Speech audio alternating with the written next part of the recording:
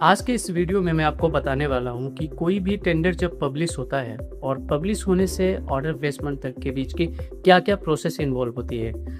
ये बायर और सेलर दोनों को पता होना चाहिए। बट अगर आप एक बिगिनर हो और जेम पोर्टल पर प्रोक्योरमेंट कर रहे हो या फिर अभी-अभी जेम पोर्टल के थ्रू आपने प्रोक्योरमेंट स्टार्ट किया है, तो बायर के लिए और सेलर के लिए अगर आपने अभी अपनी फर्म बनाई है जेम पोर्टल पर और अब आप आगे टेंडर में पार्टिसिपेट करना चाहते हैं, तो आप दोनों के लिए ये वीडियो बहुत ही हेल्पफुल है। क्योंकि बायर केट पे क्या होता है, सेलर केट पे क्या होता है, ये दोनों को पता होना चाहिए। तो मैं आपको इसमें स्टेप बाय स्टेप प्रोसेस बताने वाला हूँ। तो देखो दोस्तों, मेरा नाम अनूप कुमार है और मेरे पास 9 साल का प्रोक्योरमेंट का एक्सपीरियंस है।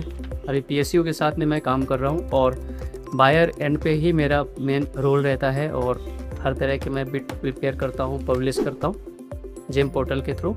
तो शुरू करते हैं इस वीडियो को। देखो, सबसे पहले क्या होता है कि हमारे पास, अगर मैं बायर एंड से बात करूँ, तो सबसे पहले हम एक टेंडर को प्रिपेयर करते हैं। टेंडर प्रिपेयर करते हैं, वो डिपेंड करता है कि प्रोडक्ट के लिए है या फिर सर्विस के लिए है।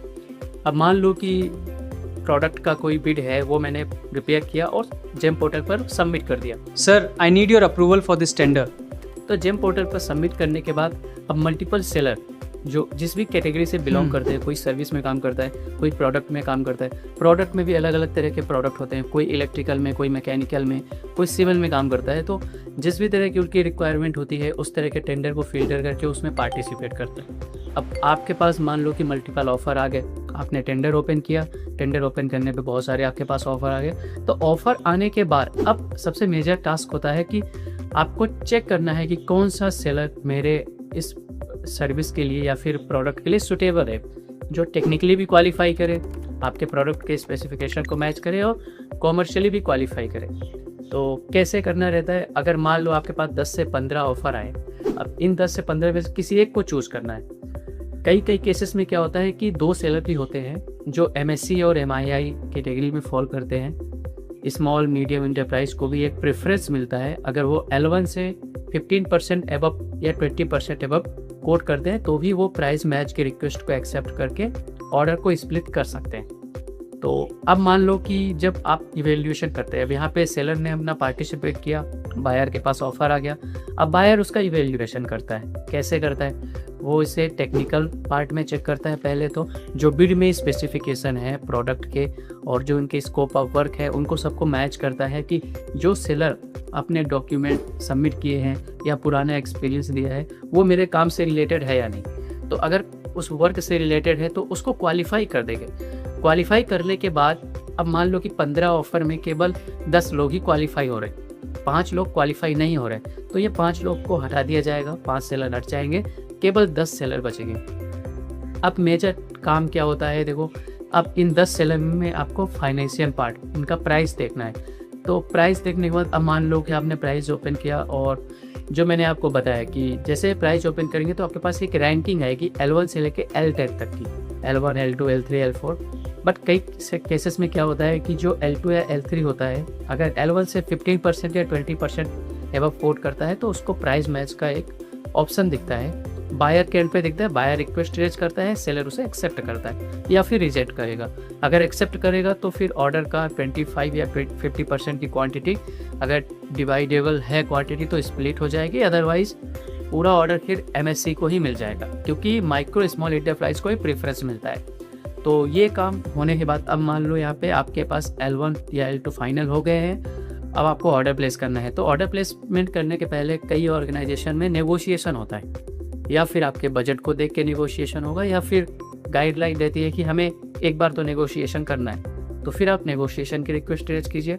उसमें थोड़ा बहुत जो भी है सेलर अपना रेट कम करेगा या फिर कम नहीं करेगा, दोनों केसेस होते हैं। तो जब कम कर देंगे या नहीं करेंगे, तो अगर मान लो नेगोशिएशन भी कंप्लीट हो गया, फिर होता है ऑर्डर प्लेसमेंट। यहाँ पे फिर ऑर्डर प्लेसमेंट कर दिया जाता है। ऑर्डर प्लेसमेंट के बाद क्या होता है कि सेलर को ऑर्डर एक्सेप्ट करना पड़ता है। अपना जेम अकाउंट लॉगिन करके एक्सेप्ट करेंगे और एक्सेप्ट करने के बाद जो ड्यूरेशन है पीओ में कि इस तारीख तक आपको मटेरियल सप्लाई करना है या फिर कॉन्ट्रैक्ट को पूरा करना है, उस ड्यूरेशन में उसे कंप्लीट करना पड़ता है। अगर कंप्लीट टाइम पे नहीं हुआ है तो फिर प्रॉब्लम आती है इनवॉइस अपलोड करने में, और इनवॉइस अपलोड नहीं होती है अगर सेलर की, तो जेम से बार बार नोटिफिकेशन मेल आता है कि आप अपनी इनवॉइस अपलोड कीजिए।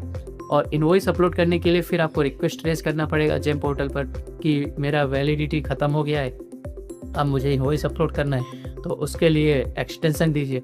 और एक्सटेंशन जो है वो विथ एलडी या विदाउट एलडी 2 तरह से होता है। अगर आपने टाइम पीरियड के अंदर मटेरियल सप्लाई किया है तो बिना एलडी के ज़रूरत ही नहीं पड़ेगी, आप अपना इनवॉइस अपलोड कर सकते हैं। बट अगर डिलीवरी डेट पार होने के बाद आपने किया है तो फिर यहाँ पे आपको विथ एलडी का एक्सटेंशन अप्रूवल लेना पड़ता है।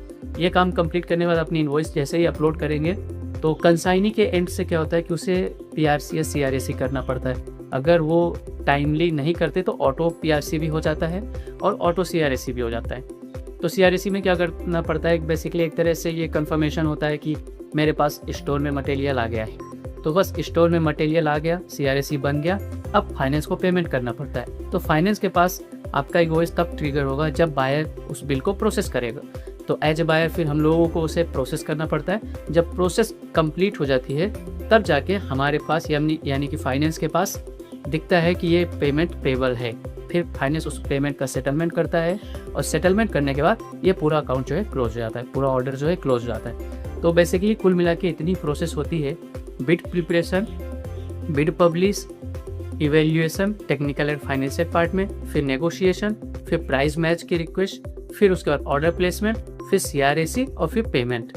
तो ये प्रोसेस मिला के एक बिड को कंप्लीट करती है, भले वो किसी भी तरह का टेंडर हो, कितना भी छोटा हो, भले 50,000 का, 1 लाख का हो या 1 करोड़ का हो, 2 करोड़ का हो, डिपेंड करता है टेंडर कैसा है। बाकी प्रोसेस ऑलमोस्ट सेम है और मैंने हर तरह के प्रोसेस पे वीडियो बनाया है। और रिसेंटली मैं चाह रहा हूँ कि एक ऐसी प्रोसेस मैं इसी में बनाऊँ जिसमें कि पूरा कंप्लीट प्रोसेस इन्वॉल्व रहे, बिड प्रिपरेशन से लेके ऑर्डर प्लेसमेंट तक की, जिससे आपका जो कॉन्सेप्ट है और आसानी से क्लियर हो जाए। तो दोस्तों इस वीडियो में बस इतना ही, मिलते हैं नई वीडियो में नई इन्फॉर्मेशन के साथ। Thank you so much for watching.